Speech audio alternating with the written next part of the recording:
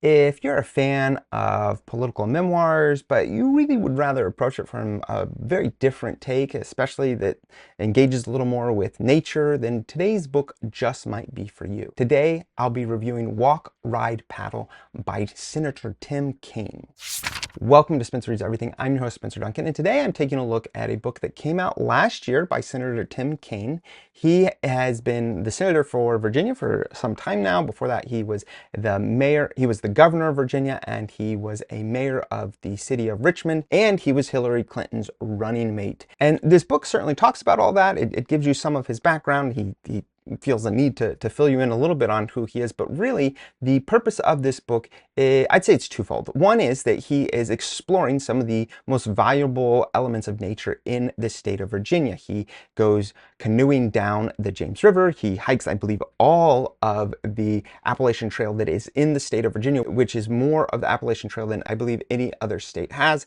And he also goes on a bike ride down the Blue Ridge Parkway. I don't remember quite how long that is, but all of these are quite lengthy and quite time consuming, and he does all of these while he is a senator. And so there is an element where he is doing this to tell you about the beauty and the things that you could really enjoy in the state of Virginia. And of course, many states around Virginia have many of the same features. And I would say that that is one of the things that he is telling this story for, although he is also still not shying away from his politics. So there's a good deal of discussions of his personal beliefs.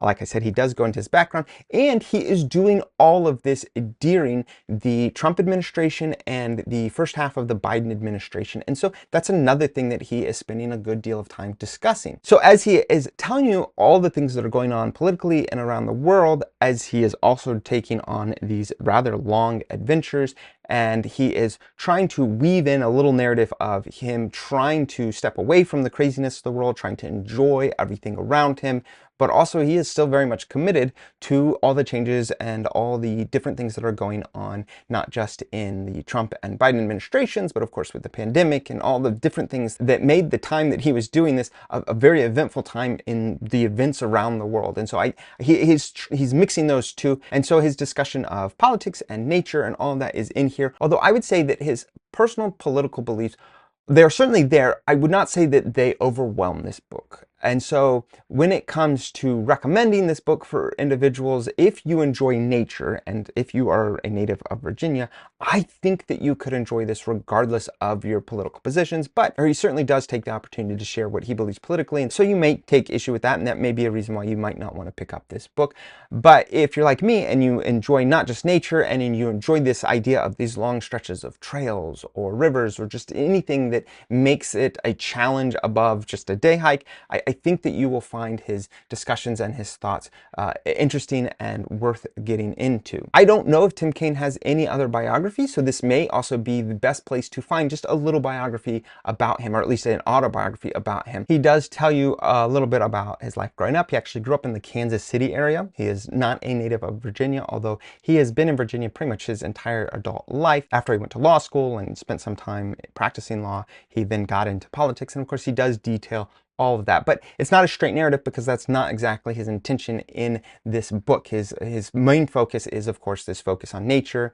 And another thing that kind of surprised me about this book is that he doesn't go into too much detail about discussions of preservation and political policies. You would think that this might be a platform in which he would take that opportunity to lay out his positions. He obviously is for conservation. He very much would support more funding, but it's not something that he spends too much time on. He does give you a little bit of history of each of these main things that he is on, especially the Appalachian Trail. That's something that I think has had a lot of attention in pop culture for a while now. I wouldn't even say recently, although I believe recently you've also seen a lot of discussions about the Appalachian Trail. I feel like in a lot of the podcasts I listen to, it's not uncommon to hear people talking about hiking through the Appalachian Trail, trying to complete it in its entirety. And so for that reason, he certainly does give some discussion about that. Of course, he tells you what his trail name is if you're remotely interested in finding out more about what it's like to hike the AT. You can find it in this book, or you can go find it in lots of other books. It's a somewhat popular thing to discuss. Of course, probably nothing beats Bill Bryson's A Walk in the Woods, but I digress. In the end, this book is full of a lot of things. Like I said, obviously these 3 big trips that he takes, they can't all be done at the same time. He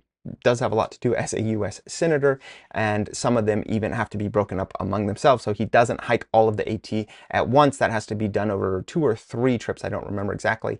The canoeing on the James River and the cycling down the Blue Ridge. I believe both of those he did do on one relatively extended trip, but both times he had a fair amount of help. So as he canoed down the James, he had other people that met up with him and canoed with him, and he also had people that would help by taking some supplies or whatever points of contacts that he needed to make, so that he was not entirely off the grid most of the time. And I think that's just a reality of modern life. And quite frankly, it's also nice to know that an American senator was not completely unreachable, especially during some pretty critical times. But regardless, I would say that there is also a lot of other things that are packed in between that, because he is telling you about himself. So like I said, a little biography, a little bit about his politics. He does discuss, of course, what it was like being someone that ran with Hillary Clinton. And so there's a lot of different things that you could certainly glean from this book, but I would say that the only thing that you're going to get from this in terms of a full force focus is getting to know a little bit more about those big trips in the state of Virginia.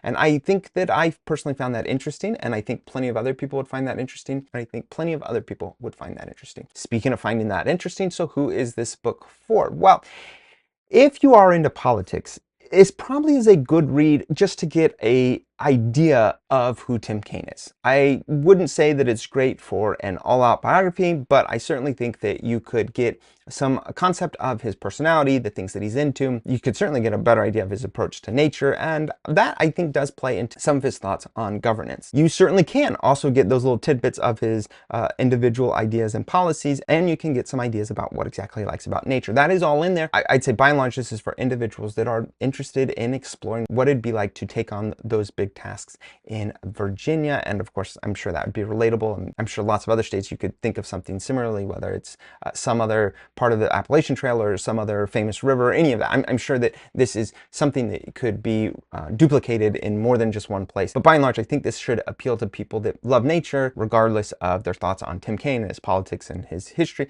You should still enjoy that element of it. Who is this not for? Well, if the elements of nature don't appeal to you, then it's not for you. If you're looking for a detailed biography, then this is not for you. If you really think that you cannot handle hearing any of Tim Kane's positions on politics, or you really don't want to hear anything about his political life and what it was like running with Hillary Clinton, or what it's been like in any of his other elected positions, then I guess this isn't for you. That's fine. There are plenty of politicians out there, and feel free, if you want to know more about any other politician, go read their memoir. I'm not going to make you read this. I would say that I did enjoy this as a native of Virginia. I certainly enjoyed the discussion of some of the most beautiful parts of Virginia. I must say that I agree with him that these are incredibly beautiful parts, and I certainly do appreciate that there is someone out there to be an advocate for these things. And I certainly appreciate the fact that he was not only willing to take on these major treks, but to discuss them and to make them all the more better known. But I would love to hear what you guys have to say about this book if you have read it, or if you have thoughts on any other books that deal with taking on any of these long treks. I know there's a good deal out there about the Appalachian Trail in particular, but please